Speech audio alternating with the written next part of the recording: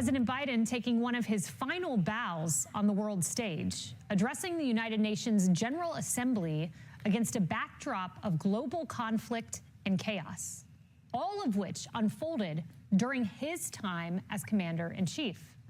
Now, Biden's remarks touched on the current turmoil in the Middle East, his administration's disastrous withdrawal from Afghanistan, the two wars which began during his presidency, and his decision to exit the 2024 presidential race. This summer, I faced a decision whether to seek a second term as president. It was a difficult decision. Being president has been the honor of my life. There's so much more I want to get done. As much as I love the job, I love my country more. I decided after 50 years of public service, it's time for a new generation of leadership to take my nation forward. My fellow leaders, let us never forget, some things are more important than staying in power. Biden also acknowledged the challenges we face and vowed that, quote, things can get better. But the question for American voters is this: can things get better with the continuation of the Biden-Harris administration?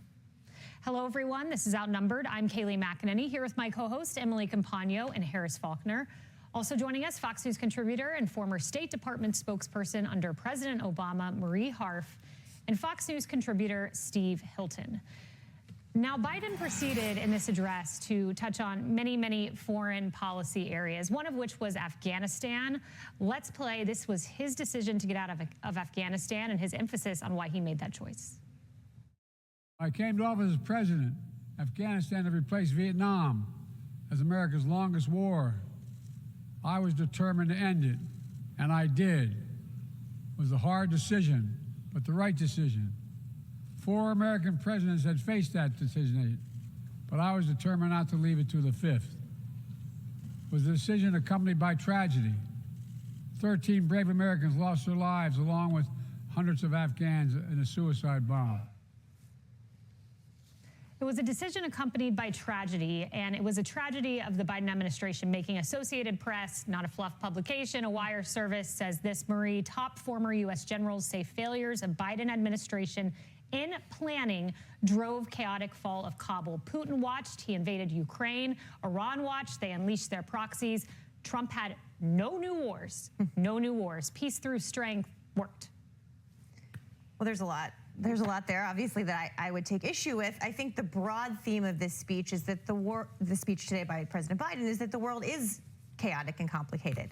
The idea that that's all the fault of the United States is just not accurate. Hezbollah has been... Not of the United States, of Biden. Or President Biden. Hezbollah has been a problem for Israel for decades, since Ronald Reagan, since before that. So some of these are decades-old problems that many presidents have dealt with. I think that, look, when it comes to Afghanistan, every president for several administrations has wanted to get out. Donald Trump negotiated an agreement to get out of Afghanistan.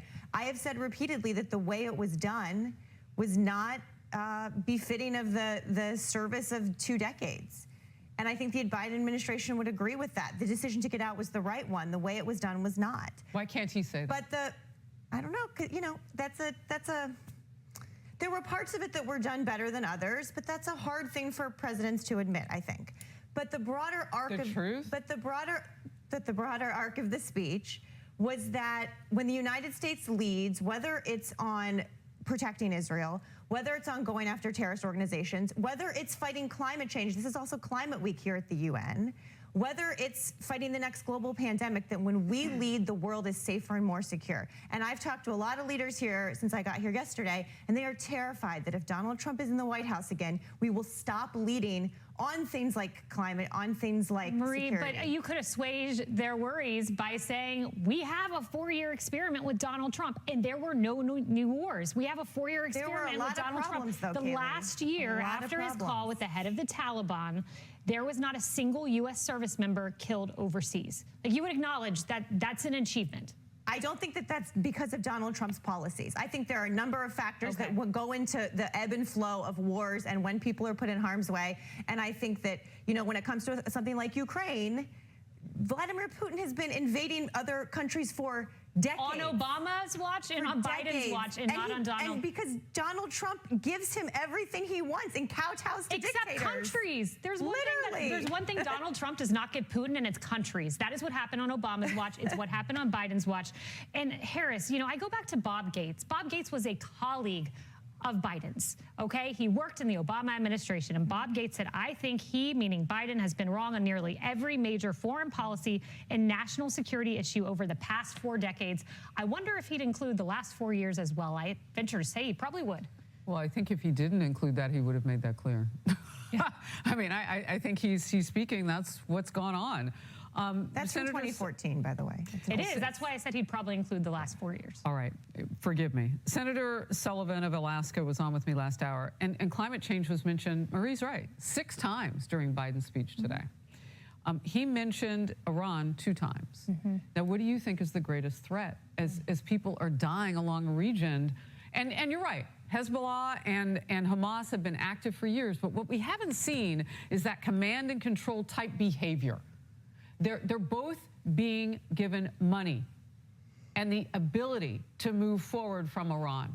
And on October 7th, the massacre happened. They invaded Israel and killed citizens. A few hours later, something else happened in concert with that movement. October 8th, Hezbollah began firing hundreds of ballistic missiles, and they have not stopped to the point where, you know, tens of thousands of people on both sides of that border between Lebanon and Israel have had to be evacuated. So I understand both those factions, those terrorist organizations that perpetrate as military and kill people on the regular, including putting their own people in harm's way to shoot at Israel, they have been active. But now they're active in a different way, and there's so much more money under this current Biden-Harris administration for Iran to funnel to them, to keep them active and force an existential disappearance of Israel. We've got to stand up and be loud. Biden didn't do that today. Emily, we do have his comments on Israel. Let's watch those. Forward with Qatar and Egypt, a ceasefire and hostage deal. It's been endorsed by the UN Security Council. Now is the time for the parties to finalize its terms. Bring the hostages home. Full-scale war is not in anyone's interest. Even if the situation has escalated, a diplomatic solution is still possible.